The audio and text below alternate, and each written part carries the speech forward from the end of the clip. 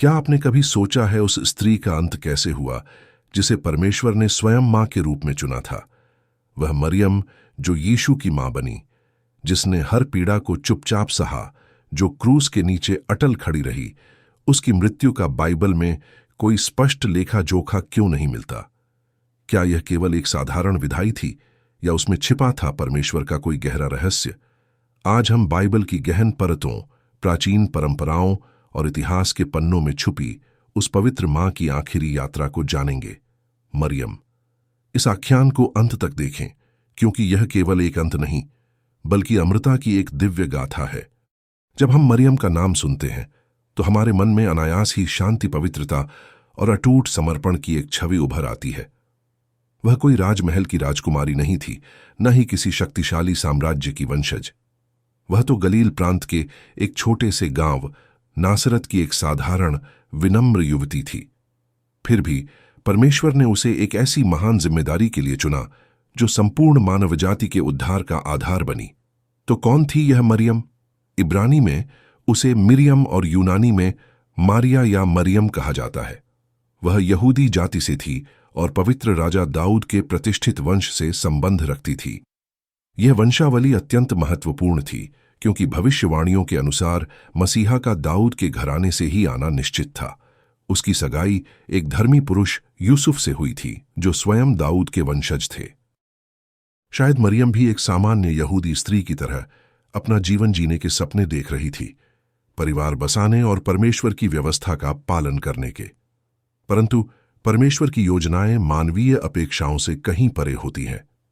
एक दिन स्वर्गदूत गब्रियल उसके पास आया और उसके शब्द मरियम के जीवन की दिशा हमेशा के लिए बदल गए। हे अत्यंत अनुग्रह से परिपूर्ण, तू धन्य है, प्रभु तेरे संग है। यह अभिवादन मरियम के लिए चौंकाने वाला और उलझन भरा था। वह समझ नहीं पा रही थी कि उसे किस विशेष अनुग्रह से नवाजा गया है। गब्रियल ने मरियम को एक अविश्वसनीय संदेश दिया। वह एक पुत्र को जन्म देगी और वह पुत्र परम प्रधान का पुत्र कहलाएगा और उसका नाम यीशु रखा जाएगा।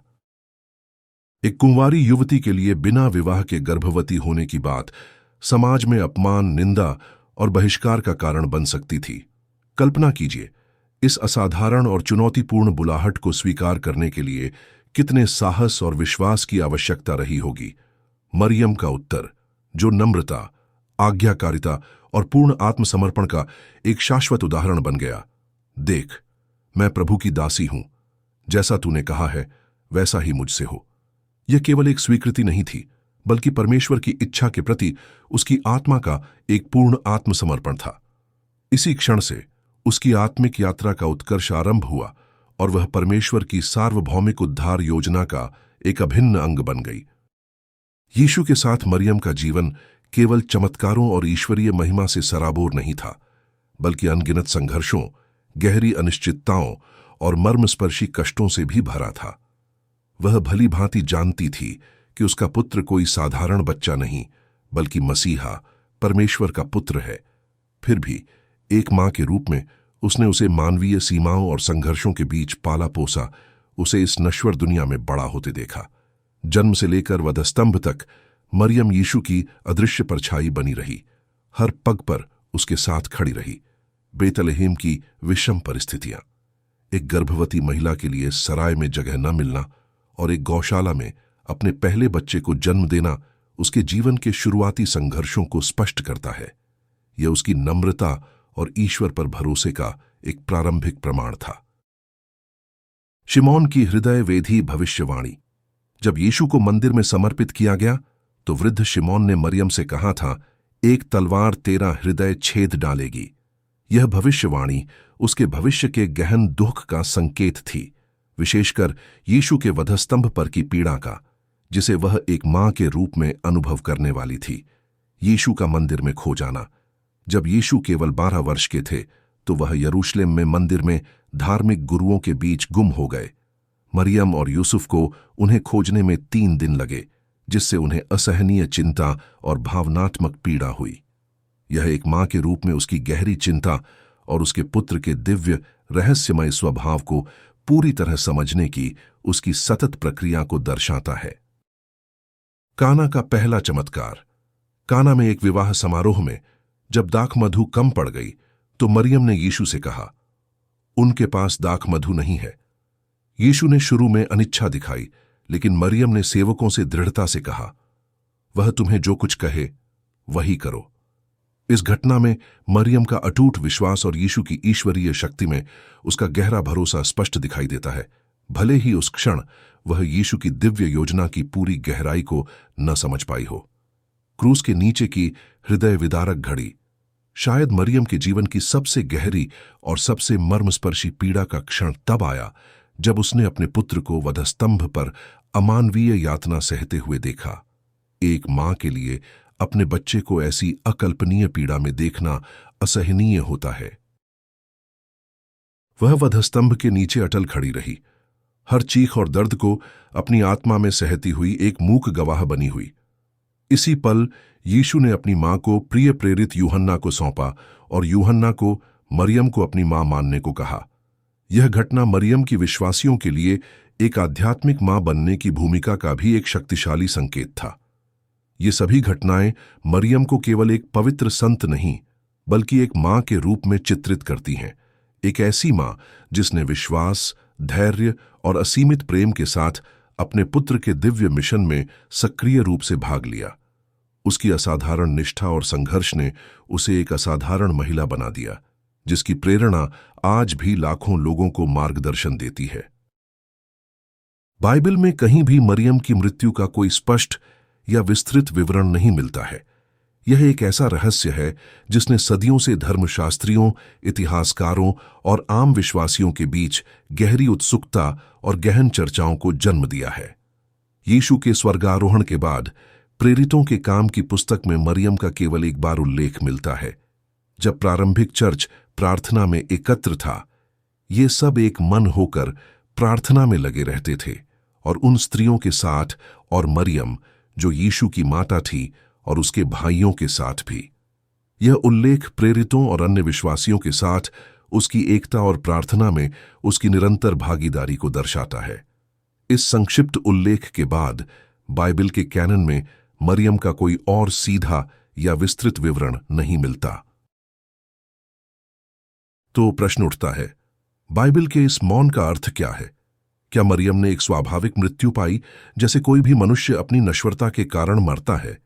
क्या उसे एक दिव्य और असाधारण विदाई दी गई थी जो सामान्य मानवीय अनुभवों से परे थी? क्या वह स्वर्ग में सीधे उठा ली गई थी, जैसे कि पुराने नियम के पात्रों एलिया या हनोक के साथ हुआ था? बाइबल की यह अनूठी चुप्पी कई तरह की व्याख्याओं और समृद्ध परंपराओं को जन्म देती है, जिनमें से कुछ पर हम इस कहानी में आगे गहराई से चर्चा करेंगे। यह एक ऐसा पवित्र मौन है जो हमें परमेश्वर की योजना के गहरे रहस्यों और उसकी संप्रभुता पर विचार करने के लिए मजबूर करता है। बाइबल में मरियम की मृत्यु का स्पष्ट विवरण न होने के बावजूद प्रारंभिक ईसाई परंपराएं और चर्च इतिहास हमें उसकी विदाई के बारे में महत्वपूर्ण और गहन अंतर्दृष्टि प्रदान करते हैं। ये परंपराएं बाइबल के मौन को भरने के लिए विश्वास और श्रद्धा के साथ आगे बढ़ी हैं। डोरमिशन या नींद में सो जाना। प्राचीन ईसाई परंपराएं बताती हैं कि मरियम की मृत्यु डोरमिशन नामक एक विशेष घटना के द्वारा हुई। डोरमिशन शब्द यूनानी कोइमेसिस से आया है, जिसका शाब्दिक अर्थ है सोना या नींद में सो जाना। इसका अर्थ यह नहीं है कि मरियम ने सामान्य जैविक मृत्यु नहीं पाई, बल्कि यह एक विशेष, शांतिपूर्ण और पीड़ा रहित विदाई थी, मानो परमेश्वर ने उसे एक गहरी, पवित्र नींद में अपने पास बुला लिया हो। यह इस विचार को दर्शाता है कि उसकी मृत्यु पाप के परिणाम स्वरूप नहीं थी, क्योंकि उसे निष्कलंक गर्भाधान के माध्यम से मूल पाप से मुक्त माना जाता है, बल्कि परमेश्वर की इच्छा से एक पवित्र और महिमामयी विदाई थी। स्वर्गारोहण कैथोलिक और ऑर्थोडॉक्स परंपराएं आगे मानती हैं कि मरियम को स्वर्ग में शरीर सहित उठा लिया गया। यह विश्वास पूरे ईसाई समुदाय में एक महान और चमत्कारी घटना के रूप में स्वीकार किया जाता है। विशेष रूप से कैथोलिक चर्च में इसे 1950 में पोप पायस 12वें द्वारा एक प्रमाणित सिद्धांत के रूप में घोषित किया गया था। कैथोलिक चर्च का दृढ़ विश्वास है कि मरियम का नश्वर शरीर पृथ्वी पर नहीं पड़ा, बल्कि जैसे ही उसकी पार्थिव यात्रा समाप्त हुई, उसे दिव्य महिमा में स्वर्ग में उठा लिया गया। यह घटना पूरी तरह से एक दिव्य और अद्भुत चमत्कार मानी जाती है।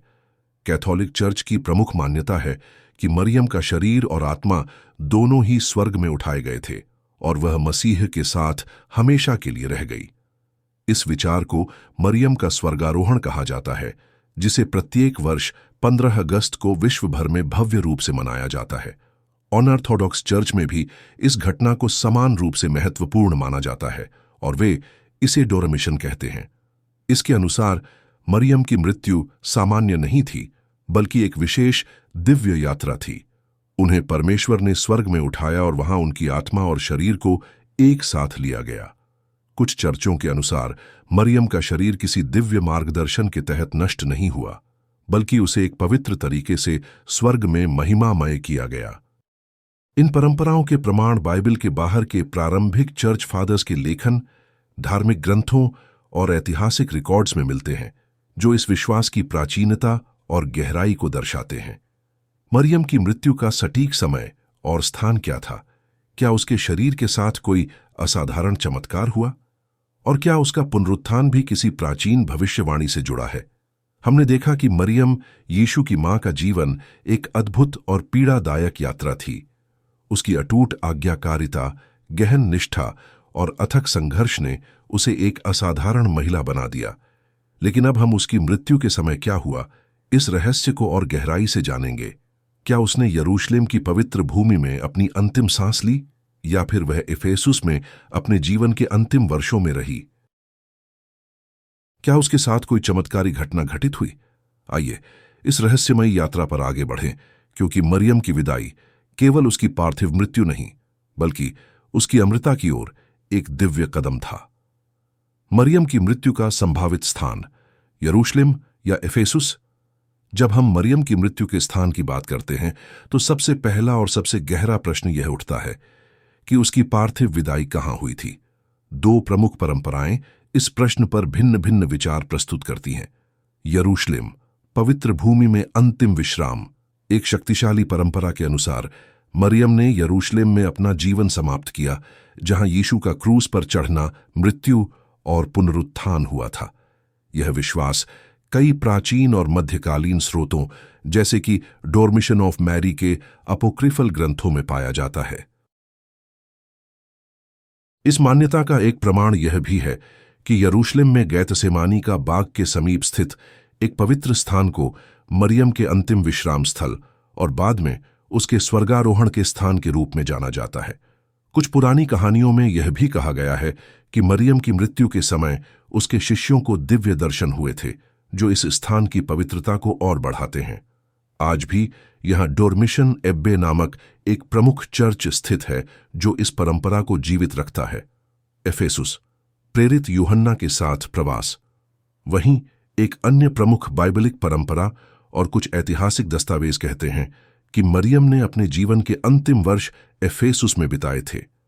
यह विश्वास इस आधार पर गहराता है कि यीशु ने क्रूस पर अपनी मां मरियम को प्रेरित यूहन्ना की देखभाल में सौंपा था। प्रेरित यूहन्ना ने अपने जीवन के बाद के वर्षों में एफेसुस में सेवा की थी। एफेसुस में एक स्थान है जिसे मरियम का घर कहा जाता है, जहां एक छोटा सा मंदिर स्थित है। ऐसा माना जाता है कि मरियम ने अपने अंतिम समय यहीं बिताया था। 19वीं सदी में एक जर्मन नन, एनी कैथरीन एमेरिच, के दर्शनों ने इस स्थान की पहचान को और मजबूत किया। यह स्थान आज भी दुनिया भर के तीर्थयात्रियों के लिए एक पवित्र स्थल के रूप में जाना जाता है, जो मरियम की उपस्थिति का अनुभव करने आते हैं। दोनों स्थानों की अपनी अपनी परंपराएं और प्रमाण हैं, और बाइबल इस पर मौन है। यह मौन हमें यह समझने के लिए प्रेरित करता है कि मरियम की मृत्यु का कहां और कैसे से अधिक महत्वपूर्ण क्या था, उसकी दिव्य विदाई का अर्थ और उसका आध्यात्मिक महत्व। मरियम की मृत्यु के बारे में बाइबल में कोई स्पष्ट विवरण नहीं है, लेकिन चर्च की परंपरा इसे एक साधारण घटना के बजाय एक दिव्य और चमत्कारी विदाई मानती है। कैथोलिक और ऑर्थोडॉक्स परंपराएं इसे डोरमिशन या नींद में सो जाना के रूप में स्वीकार करती हैं। इसके अनुसार मरियम ने सामान्य मानवीय मृत्यु की पीड़ा का अनुभव नहीं किया, बल्कि वह परमेश्वर की इच्छा से एक पवित्र और शांतिपूर्ण नींद में सो गई, जैसे वह परमेश्वर के साथ अपनी आखिरी यात्रा पर गई हो। यह परंपरा बताती है कि उसके शरीर को क्षय से बचाने के लिए स्वर्ग में उठा लिया गया, ठीक वैसे ही जैसे यीशु के पुनरुत्थान के बाद हुआ था। एक दिव्य यात्रा का वृतांत। क्या आपने कभी कल्पना की है कि मरियम की मृत्यु के बाद क्या हुआ होगा? क्या वह सचमुच महिमामयी शरीर में स्वर्ग में उठाई गई, या फिर उनका पार्थिव शरीर किसी अद्भुत तरीके से परिवर्तित हो गया? प्राचीन कथाओं में मरियम की छाती या मरियम का घाघरा जैसे अस्थि अवशेषों का उल्लेख मिलता है, जिनके बारे में बहुत सी कथाएं प्रचलित हैं। क्या ये वास्तव में किसी चमत्कारी घटना का हिस्सा थी? चर्च की परंपरा, विश्वास और स्वीकृति। चर्च के इतिहास में यह मान्यता भी है कि मरियम के शरीर का दिव्य उन्नयन हुआ। यह परंपरा कैथोलिक और ऑर्थोडॉक्स चर्चों में अत्यधिक महत्वपूर्ण मानी जाती है। यह परंपरा यही कहती है कि मरियम ने जिस अद्भुत कार्य के लिए परमेश्वर से बुलावा प्राप्त किया था, उसी अद्भुत तरीके से उसकी मृत्यु भी हुई। यह विश्वास कि वह एक पवित्र शांति में सो गई और फिर स्वर्ग में उठाई गई, उसकी असाधारण पवित्रता और परमेश्वर के प्रति उसके पूर्ण समर्पण की पराकाष्ठा है। बाइबल में अप्रत्यक्ष संकेत और परंपरा की प्रासंगिकता। क्या बाइबल के अन्य भागों में मरियम के पुनरुत्थान का कोई संकेत मिलता है? सीधे तौर पर कोई स्पष्ट उल्लेख नहीं है, लेकिन कुछ बाइबलिक संकेतों को इस घटना के अप्रत्यक्ष प्रमाण के रूप में देखा जाता है। उदाहरण के लिए, एलिया और हनोक जैसे बाइबल के पात्रों को उनके जीवन काल में ही स्वर्ग में उठा लिया गया था। यह दर्शाता है कि परमेश्वर ऐसे असाधारण कार्यों को कर सकता है। कुछ विद्वान यह भी मानते हैं कि मरियम का स्वर्गारोहण यीशु के शरीर के स्वर्गारोहण की तरह ही था, जो परमेश्वर की शक्ति का एक और प्रमाण है। मरियम की मृत्यु का रहस्य केवल उसकी पार्थिव विदाई से संबंधित नहीं है, बल्कि यह उस स्त्री की अमृता का प्रतीक है जो यीशु की मां बनी और अपनी समर्पण, विश्वास और सेवा के लिए हमेशा याद की जाएगी। यह विश्वास कि उसकी दिव्यता इस जीवन के बाद भी जीवित रहती है, लाखों लोगों के लिए प्रेरणा का स्रोत है। मरियम की मृत्यु के बारे में जो सबसे बड़ा और सबसे गहन रहस्य है, वह है उसके शरीर का पुनरुत्थान। क्या वह सचमुच स्वर्ग में शरीर सहित उठाई गई थी? इस विषय पर चर्च की परंपराएं और पवित्र ग्रंथों में विस्तृत चर्चा मिलती है। विशेष रूप से कैथोलिक और ऑर्थोडॉक्स चर्चों की यह अटूट मान्यता है कि मरियम का शरीर स्वर्ग में उठा लिया गया था। इसे दिव्य शयन या डोरमेशन कहा जाता है, जो उसकी शांतिपूर्ण मृत्यु और उसके बाद शरीर के उठाए जाने को दर्शाता है। कैथोलिक चर्च का दृढ़ विश्वास। कैथोलिक चर्च का मानना है कि मरियम का शरीर पृथ्वी पर नहीं पड़ा, बल्कि जैसे ही उसकी मृत्यु हुई, वह स्वर्ग में उठा ली गई। यह विश्वास पूरे ईसाई समुदाय में एक महान घटना के रूप में स्वीकार किया जाता है। कैथोलिक सिद्धांत के अनुसार मरियम की मृत्यु के समय उसके शिष्यों ने उसे स्वर्ग में देखा था, जो इस घटना को पूरी तरह से एक दिव्य और अद्भुत चमत्कार प्रमाणित करता है। कैथोलिक चर्च की प्रमुख मान्यता है कि मरियम का शरीर और आत्मा दोनों ही स्वर्ग में उठाए गए थे और वह मसीह के साथ हमेशा के लिए रहती है। इस विचार को मरियम का स्वर्गारोहण कहा जाता है, जिसे प्रत्येक वर्ष 15 अगस्त को विश्व भर में श्रद्धा और उत्साह के साथ मनाया जाता है। ऑर्थोडॉक्स चर्च की समानांतर मान्यता। ऑर्थोडॉक्स चर्च में भी इस घटना को समान रूप से महत्वपूर्ण माना जाता है, जिसे वे डोरमिशन कहते हैं। उनके अनुसार भी मरियम की मृत्यु सामान्य नहीं थी, बल्कि एक विशेष दिव्य यात्रा थी। उन्हें परमेश्वर ने स्वर्ग में उठाया, जहां उनकी आत्मा और शरीर को एक साथ महिमा मिली। कुछ ऑर्थोडॉक्स चर्चों के अनुसार मरियम का शरीर किसी दिव्य मार्गदर्शन के तहत नष्ट नहीं हुआ, बल्कि उसे एक पवित्र तरीके से स्वर्ग में परिवर्तित किया गया। इन मान्यताओं के प्रमाण बाइबल के बाहर के प्रारंभिक चर्च फादर्स के लेखन और ऐतिहासिक रिकॉर्ड्स में मिलते हैं, जो इस विश्वास की प्राचीनता और गहराई को दर्शाते हैं। बाइबल का मौन और आत्मिक संकेत। जब हम बाइबल की बात करते हैं, तो मरियम के शारीरिक पुनरुत्थान के बारे में सीधे कोई स्पष्ट संदर्भ नहीं मिलता। हालांकि बाइबल में वर्णित अन्य घटनाओं के आधार पर हम यह मान सकते हैं कि मरियम को विशेष रूप से उठाए जाने का एक संदर्भ मिलता है। जैसे यीशु के पुनरुत्थान के बाद वह एक दिव्य शरीर में स्वर्ग में चढ़ गए थे, उसी तरह मरियम की मृत्यु के बाद उसे भी एक दिव्य शरीर प्राप्त हुआ होगा, जैसा कि चर्च की परंपराएं बताती हैं। कुछ विद्वान यह मानते हैं कि मरियम का स्वर्गारोहण यीशु के शारीरिक स्वर्गारोहण की तरह ही था।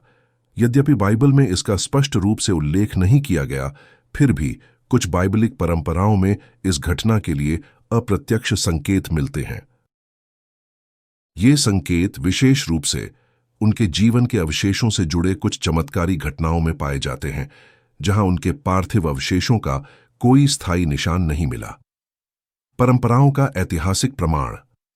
इतिहास और परंपरा के अनुसार मरियम की मृत्यु के बाद उसके शरीर के अवशेषों को यरूशलेम से कहीं और ले जाए जाने की बात कही जाती है।